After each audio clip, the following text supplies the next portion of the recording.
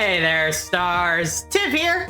And today, well, it seems like my love for nobodies strikes again as we cover Studio Series Gamer Edition's Decepticon Soldier. So without further ado, let's just jump right in. So at first glance, this guy doesn't seem too well painted, but there are actually several purple paint apps and the like on the vehicle's wheels and sides. They're just extremely light purple and fade so easily into the gray and olive drab of the soldier's color palette. Now with this T-shaped visor, it does give me sort of the impression of a mono eye.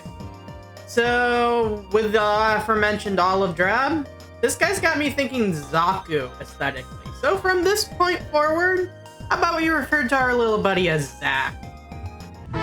Prepare my Zack for combat. Now Zack here has some admittedly really nice detailing and greebling all throughout the figure.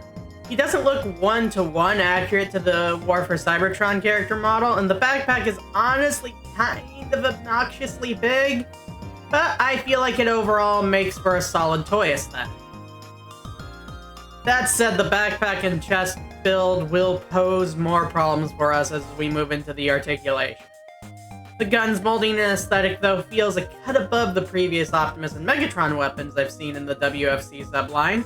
And of course, you can get a variety of looks from switching the weapons on the toy's arm. Though most results look pretty silly other than the blast effects.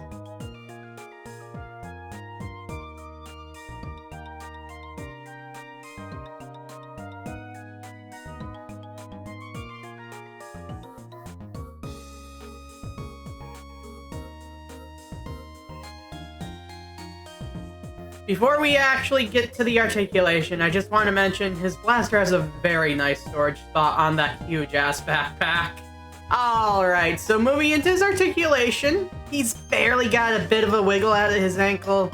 He's got some solid thigh movement, a bit of back and forth, and super solid feeling knees.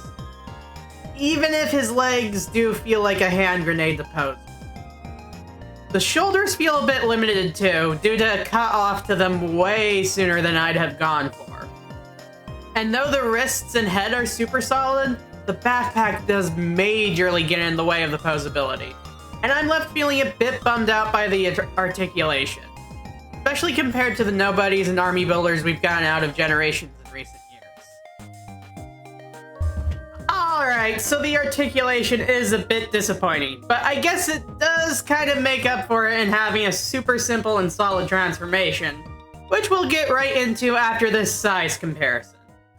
So here's Zack with a LEGO Microfighter, a smaller Generations deluxe car, his fellow Decepticon car and probably his boss, Shadow Striker, a fellow Studio Series car, the Happy Mealodon, a cheeseburger, Gamer Prime, and his boss.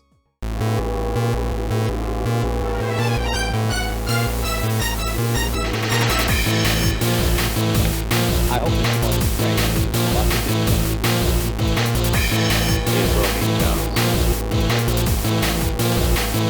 What evil science was practiced in this laboratory of nightmares?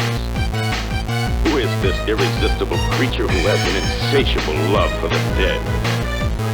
What dread terror stalks the townspeople?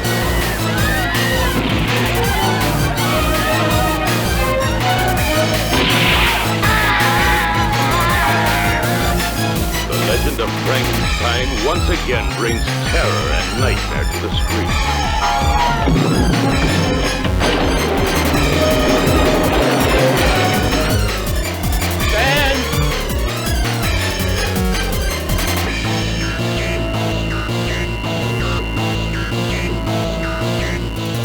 Cotton is Baron Frankenstein, the scientist who dared to create a monster.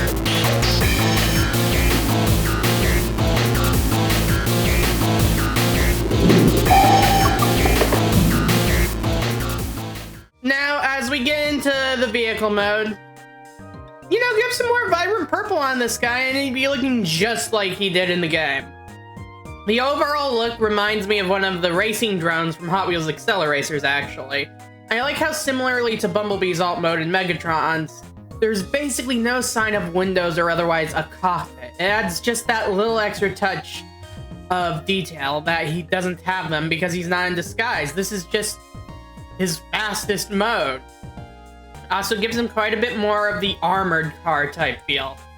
And I know this may shock you, but he does in fact roll quite well. Now we are going to get into my final thoughts, but first, a quick size comparison for the car mode because we can. Shadow Striker, Studio Series Hot Rod, Hamburger, Lego Microfighter, Goldbug, Ball of Cybertron Skywarp, Prime, Megatron, Megatron with other guns, me, and a Happy Meal. So when it comes to my final opinion on this guy, I do feel a little bad because even with the limited articulation, I really do love him. But just looking him over, I can think of and point out several portions of the figure that could have been improved within the budget. Whether it's just letting those shoulders move a little more freely or giving more fitting tabs on the wheel wells on his legs. So as much as I love him, love his racing drone aesthetic, and personally want to buy 4 more of him, I've got to give him just a 6 out of 10, just objectively speaking. By all means, if you want some Decepticon mooks, pick up this guy, or a couple of them even. From what I hear, this is the better use of the mold compared to Barricade anyway. But no one doing so that he honestly could have been a lot better. It almost feels like a slightly scaled up version of the canceled deluxe from the old generation's line even. And personally, while I do kind of dig that, I don't think it's going to be for everyone. But those are just my thoughts though. If you got this guy, what were yours? Leave a comment down below and let's talk about it. You've all been stars, and this has been Tiv, signing out.